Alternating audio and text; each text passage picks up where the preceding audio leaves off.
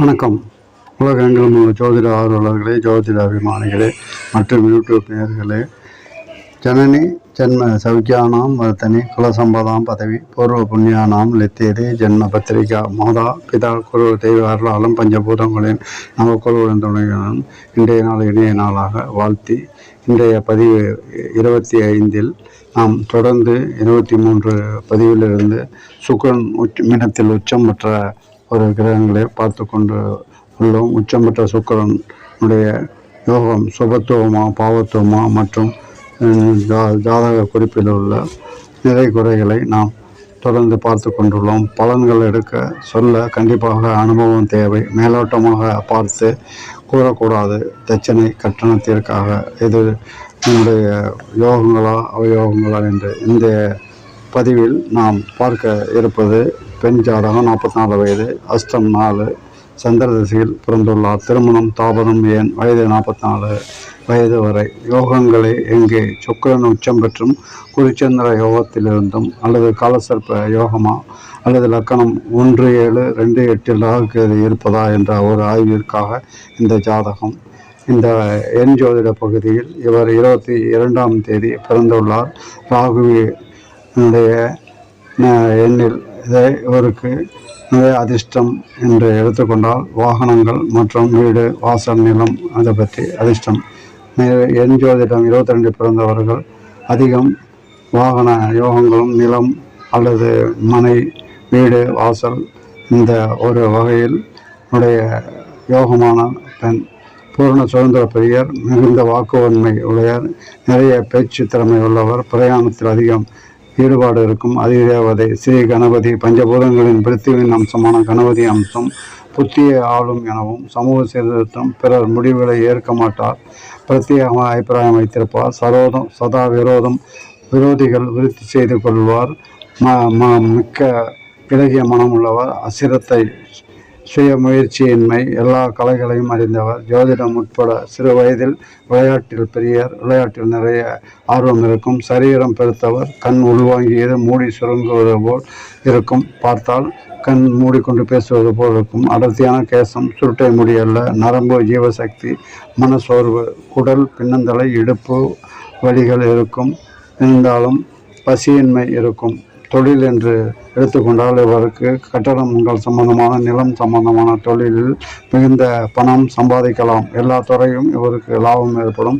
வாகன விருத்தி கண்டிப்பாக இருக்கும். இவருடைய அதிர்ஷ்ட எண்கள் 1, 10, 19. துரதிர்ஷ்டமான எண்கள் 8, 17, 26. இவர் அதிர்ஷ்ட நிறம் வெளிர் நீளம் அல்லது மஞ்சள். இவருக்கு துரதிர்ஷ்டம் கருப்பு. நீல நிலக்கல் கோமேதகம் அணியலாம். சூரிய ஆதிக்கத்தில் வரக்கூடிய ஒரு பெயர் எண் இவருக்கு அமைந்திருந்தால் சிறப்பு. எனவே சூரிய ஆதிக்கத்தில் இருக்கக்கூடிய பெயரை இவர் தேர்வு செய்ய வேண்டும் என்பது எனது அபிப்பிராயமாகும். அடுத்தபடியாக நட்சத்திரங்கள் நவ கோள்களை பற்றி பார்க்கும்பொழுது இவர் பிறந்த ஒரு நட்சத்திரம் அஸ்த நட்சத்திரம். நட்சத்திர அதிபதி சந்திரனுக்கு, ராசியினுடைய அதிபதியான கன்னிராசிக்கு அதிபதியான புதன் பகை. எனவே ஆரம்ப வாழ்க்கை சிக்கல்கள் நிறைந்ததாக இருக்கும். லக்கண பலன்களை எடுத்தால் மகர லக்கணம் வெகு சிறப்பு. மகரம் மற்றும் இது இல்லாமல் லக்கணம் மகரம் இல்லாமல் கடகமும் கடலாதிக்கத்தில், அடுத்தபடியாக மீனமும் கடலாதிக்கம். இருந்தாலும் இவர் பிறந்தது மகர லக்கணம் கடலாதிக்கத்தினுடைய கேதுவின் சிறப்புகளை பற்றி அனைவரும் ஜோதிடம் ஓரளவுக்கு தெரிந்ததே. எனவே யாரொருவருக்கு மகரமும் அல்லது கடகத்தில் பிறந்தவர்களுக்கு ராகுகேது அமைய பெற்றவர்களுக்கு எல்லா கலைகளிலும் சிறப்பு. பள்ளிக்கூட ஒழுங்காமலோட கல்விகளும் மற்றும் எல்லா கலைகளிலும் சிறப்பாக கூறக்கூடிய ஒரு நபர், அடையக்கூடிய நபர். சனியின் லக்கணத்திற்கு 9 பாக்கியாதிபதி ஆனாலும் குருச்சந்திர யோகத்தை கெடுக்கும். 7ஆம் பார்வையினால் சூரியன் தந்தை என கிரகம் பகை கெடுக்கும். சந்திரன் பகைவர் வீட்டில் புதன் வீட்டில் உள்ளது சிறப்பு அல்ல. பாக்கியாதிபதி புதன் 9ஆம் புதன் 2இல் சனி வீட்டில் இருப்பதும் சிறப்பல்ல. தனம் அடுத்தபடியாக வாக்கு குடும்பம் சனியினால் கெடும். அடுத்தபடியாக நாம் எடுத்துக்கொண்டால் 2ஆம் வீடு சனி லக்னாதிபதியின் வீடு. இந்த வீட்டில் புதன் அமைந்து உள்ளது இவருக்கு கல்வியில் சிறப்பான ஒரு இடத்தை கொடுக்கும்.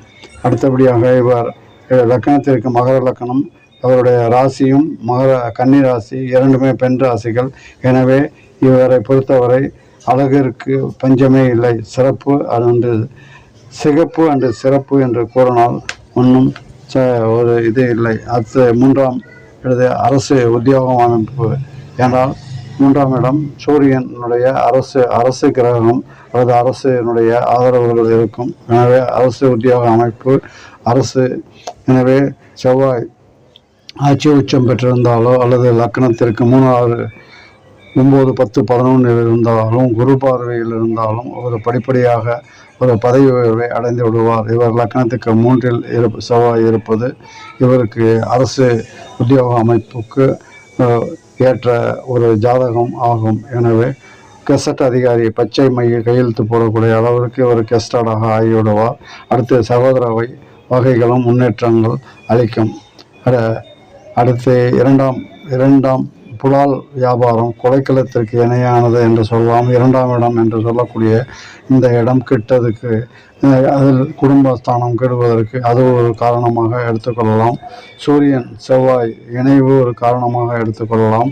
பாவ செயல்களும் தீமையான செயல்களும் செய்யக்கூடியவர் சூரியனும் செவ்வாயும் இணைந்திருந்தால் அது அதனுடைய பலன். சூரியனும் சுக்கிரனும் இணைந்திருந்தால் என்னுடைய விளையாட்டு போட்டி பந்தயங்களில் ஒரு வெற்றி மேல் வெற்றி இருப்பார்.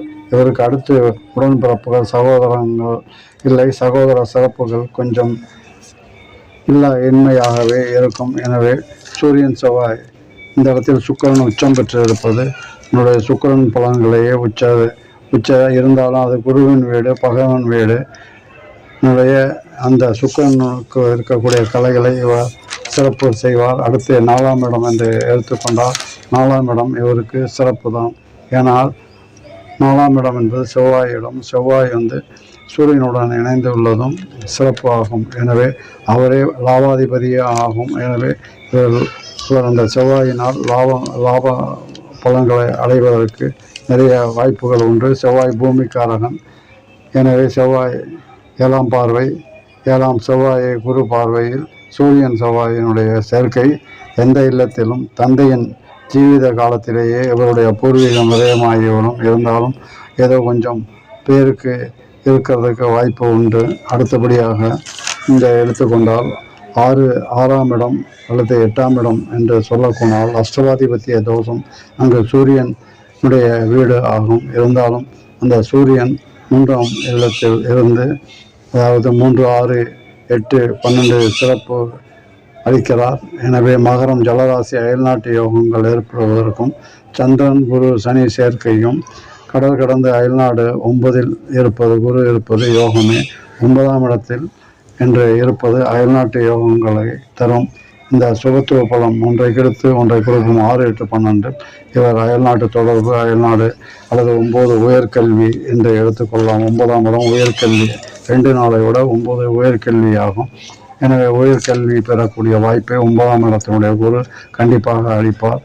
அதை கடல் கடந்து திருமண காலதாமதம் ஆவதற்கு காரணம் 5ஆம் இடம் சுக்கிரன் பலம் பெற்று உச்சம் பெற்று இருந்தது ஒரு காரணம் என்று சொல்லலாம்.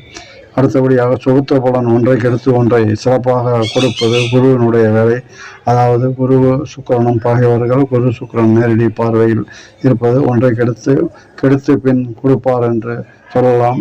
இவருக்கு இந்த குரு ஆனவர் ஒரு பாவக்கோள் தீயக்கோள். எனவே 3, 12 கூடிய அதாவது விளையாதிபதியும் 12 3ஆம் இடம் 12ஆம் இடத்துக்கு உரியவர். எனவே 6இல் புதனுடன் 6, 9 உள்ள புதனும் குடும்ப ஸ்தானத்தில் இருப்பது ஒரு ஜாதகருடைய 2, 5, 7, 9 பார்த்து 11 பார்த்து முடிவு செய்வதில் இந்த ஜாதகங்களுடைய திருமண விஷயங்களில் நாம் கவனம் கொள்ள வேண்டியது அவசியமாகும். திருமணம் என்று 7ஆம் பாவத்தை எடுத்துக்கொண்டால் இவருக்கு அஸ்த நட்சத்திரம், கண்டரட்சி, மற்றமுடைய வசியம் இவருடைய ராசி கன்னிராசிக்கு மீனமும் குரு அல்லது ரிஷபம் சுக்கிரன் இவருக்கு பொருந்தும். பூராடம் பொருந்தும். சுக்கிரனுடைய நட்சத்திரங்கள் கண்டிப்பாக பொருந்தும் குருவனுடைய நட்சத்திரங்களை விட. ஏன்னா குரு இவருக்கு அதாவது பாதகத்தை செய்யக்கூடிய பகை என்று எடுத்துக்கொள்ளலாம். இந்த 9ஆம் இடம் என்பது இவருக்கு ராசியை தீயக்கோள். எனவே இவருடைய லக்னத்திற்கு. அடுத்தபடியாக கேந்திரம் 1-4 திருமணத்தை பொறுத்தவரை மேலோட்டமாக 1-7 2-8 ராகுகேது இருந்தால் இருதாரம் தாரதோஷம் என்று மேலோட்டமாக பார்த்து கூறக்கூடாது. 2-5-7-9 சிறப்புகளை கண்டிப்பாக பார்க்க வேண்டும். 2 சனி 7 சந்திரனுடைய கேந்திரங்கள் 1-4-7-10 1-5-9 சனி சந்திரன் குரு வக்கரமாகி இணைந்து உள்ளது இடம்பெற்று இருப்பதால் ஏகதாரமே என்று கூற வேண்டும். மேலோட்டமாக பார்த்துவிட்டு தாரதோஷம் என்று கூறக்கூடாது. ராகு கேது 1-7 2-8 இருப்பதால் தாரதோஷம் என்று கூறக்கூடாது. ஒரே திருமணம்தான் விதியும். இதுதான் விதியும் விதிவிலக்குகளும். 2வது சதயம் வேதை. எனவே ராகு நட்சத்திரம் பொருந்தாது. அச்சு கழுத்தரிச்சாக அச்சு பொருத்தத்தை பொறுத்தவரை இவர் கழுத்தரிச்சில் இருப்பதால் மிகவும் தோஷங்களால் மிகவும் கவனமுடன் திருமண பொருத்தத்தை பார்க்க வேண்டியது அவசியமாகும். எனவே ஆண் ராசிக்கு பெண் எருமை இவருடைய பால் உள்ள மரத்தில், அதாவது பால் உள்ள மரம் மனுஷகணத்தில் இருப்பது ஒரு சிறப்பு என்று எடுத்துக்கொள்ளலாம். இவர் தேவகணத்திற்கும் மனுஷகணத்திற்கும் பொருந்தும். எனவே தேவகணம் மனுஷகணம் பார்த்து பொருத்தம் செய்ய வேண்டும். யோனி பொருத்தம் உள்ளது. அடுத்தபடியாக ஒரு பால் உள்ள மரத்தில் இருக்கிறார். இவ்வளவுதான் திருமணம் பற்றிய ஒரு பதிவுகள் ஆகும். அடுத்தபடியாக எடுத்துக்கொண்டால் சுருக்கமாக 9ஆம் இடத்தை பற்றி. எனவே குருச்சந்திர யோகமா என மேலோட்டமாக பார்த்து முடிவு செய்யக்கூடாது. 1-4-7-10 கேந்திரத்திலோ அல்லது 2-5 இருப்பது அது யோகமே இல்லை. இந்த ஜாதகத்தை பொறுத்தவரை குருவும் சந்திரன் இணைந்துள்ளார். இது குருச்சந்திர யோகம் என்று முடிவு செய்யக்கூடாது. 2 மற்றும் 5 உள்ளவர் இவருக்கு 9 உள்ளது. எனவே இது 12க்கு 3க்கும் 12க்கும் உள்ள அதிபதி குருவாகும். அந்த வகையில் ஒரு குருச்சந்திர யோகம் என்று கூறக்கூடாது. குருச்சந்திர யோகம் என்பது கத்திரி யோகம், அஸ்வ யோகம் சுப கத்திரி யோகத்திற்கு சமம் என்று சொல்லலாம். தலைமை பண்புகள், ஆள் அடிமை, பலரை வைத்து வேலை வாங்குதல், சகல பல சாதனங்கள் நிறைந்தது. சூரியன் 7 வக்கரம் எதிரான பலன்களை அளிக்கும். சென்சார் கத்திரி தொடர்ந்து செய்யப்படாமல் கத்திரி சென்சார் செய்து கொண்டே இல்லை. 9 குரு இருக்கும் இடத்தை கெடுப்பார். பார்வையே பலன் தரும். எனவே 9ஆம் இடத்தில் உள்ள குரு அந்த இருக்கக்கூடிய ஸ்தானத்தை கெடுப்பார். இது தந்தை ஸ்தானம். தந்தை ஸ்தானம் 9 என்பது தந்தை ஸ்தானம். தந்தை ஸ்தானத்துக்கு இழப்பு ஏற்படுவதற்கு அதிகமான வாய்ப்புகள் உண்டு. குரு பார்வை சிறப்பு. குரு 5-7-9 பார்வையில் லக்னத்திற்கு 3ஆம் இடத்தையும் 5ஆம் இடம் புத்திரஸ்தானத்தையும் பார்ப்பதால் இவருக்கு சிறப்பு என்று தான் கூற வேண்டும். என்று 5 குருவினுடைய 5 லக்கணத்தை பார்ப்பது சிறப்பு.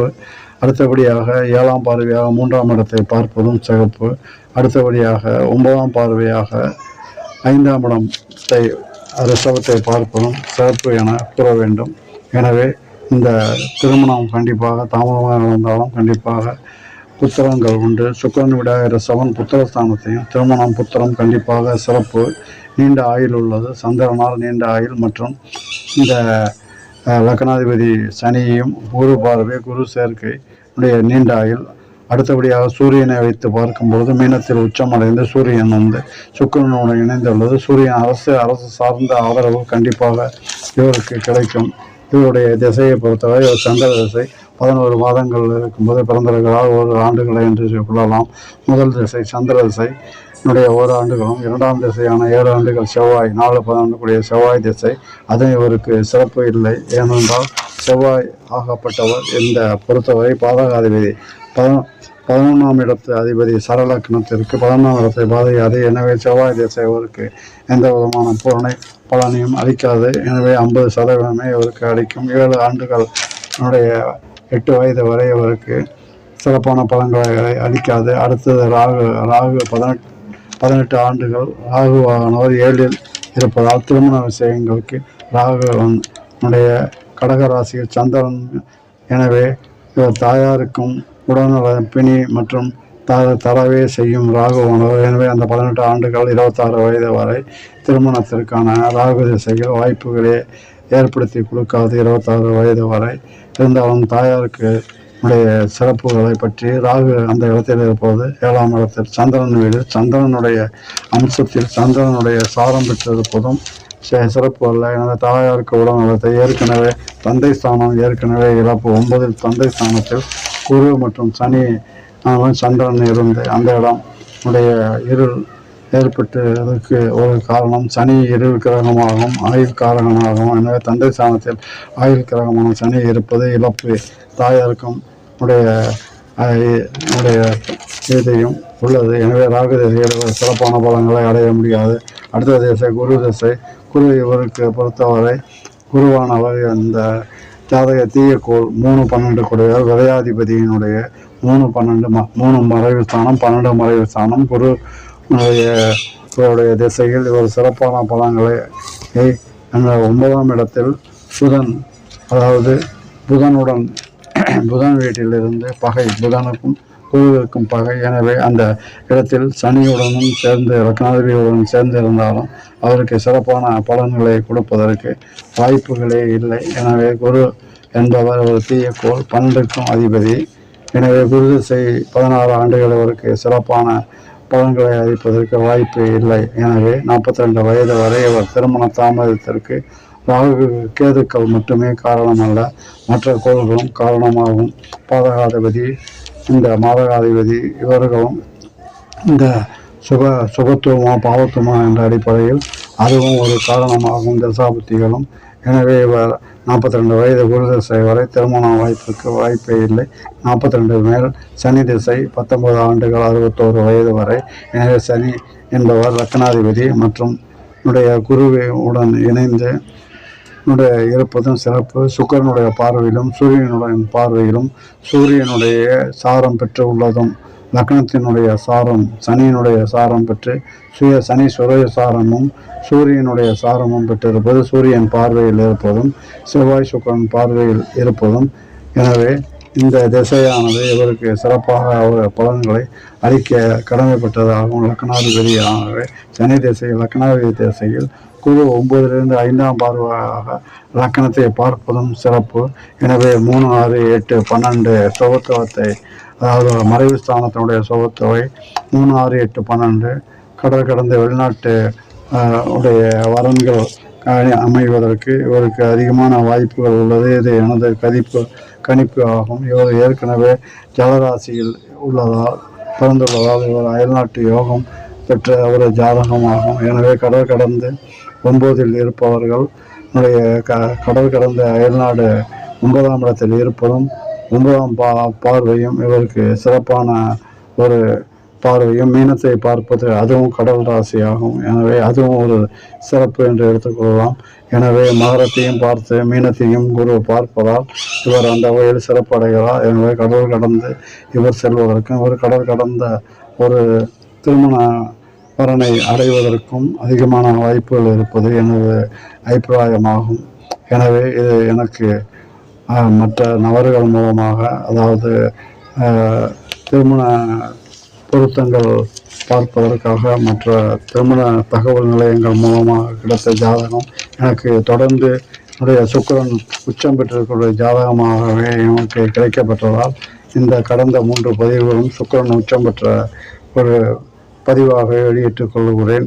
இதனை பார்த்து பயனடைய வாழ்த்துக்கிறேன். உலகெங்கும் ஜோதிட ஆர்வலர்களும் ஜோதிட அபிமானிகளும் மற்றும் என்னை பின்தொடரும் அனைவரும் இதனை தொடர்ந்து பயனடைய எல்லாம் வல்ல இறைவனையும் நவக்கோள்களையும் சுகமுடன் வாழ என் வாக்கு உண்மையின் பிரகாரம் அனைவரும் நல்ல பலன்களை அடைய வாழ்த்துக்கிறேன். எனவே தொடர்ந்து ஆதரவளிக்கும் அனைத்து நேயர்களும் என்னுடைய கமெண்டில் உங்களுடைய மேன்மையான கருத்துக்களை தெரியப்படுத்துவீர்கள் என்று ஒரு எதிர்பார்ப்புடன் உள்ள ஒரு வயது மூத்த ஜோதிட அனுபவம் உள்ள 50 ஆண்டுகளுக்கு அனுபவம் உள்ள ஜோதிட ஆர்வலர் மற்றும் ஜோதிடத்தில் அதிக நம்பிக்கை பெற்று 50 ஆண்டுகளுடைய ஆய்வுகளில் எமது அனுபவங்களை உங்களுக்கு கிடைக்கவும் பயன்பெறவும் வழிகாட்டியாகவும் இருக்கும் என்பது கண்டிப்பாக நம்பி இந்த நாள் இனிய நாளாக உங்களை வாழ்த்தி எல்லா நலனும் பெற என்னுடைய மாதாபிதா குரு மற்றும் பஞ்சபூதங்கள் மற்றும் நவக்கோள்களையும் இந்த சூரிய சந்திரனையும் அர்த்தநாரீஸ்வரர் மற்றும் சிவசக்திகளையும் வணங்கி எல்லா நலனும் பெற உங்களை வாழ்த்தி இந்த பதிவை நிறைவு செய்கிறேன். அடுத்த பதிவு கடகத்தை தொடர்ந்து கடக லக்கணம் அல்லது கடக ராசியினுடைய ஆய்வுகளை தொடர உள்ளேன் என்பதையும், தொடர்ந்து கடக லக்கணம் அல்லது கடக ராசியினுடைய பதிவுகளை பார்த்து பயனுடைய அன்புடன் கேட்டுக்கொண்டு இந்த பதிவை இத்துடன் நிறைவு செய்கிறேன். நன்றி, வணக்கம், தொடரும். நன்றி, வணக்கம், தொடரும். சுபம், சுபமங்கலம். வாழ்க வளமுடன்.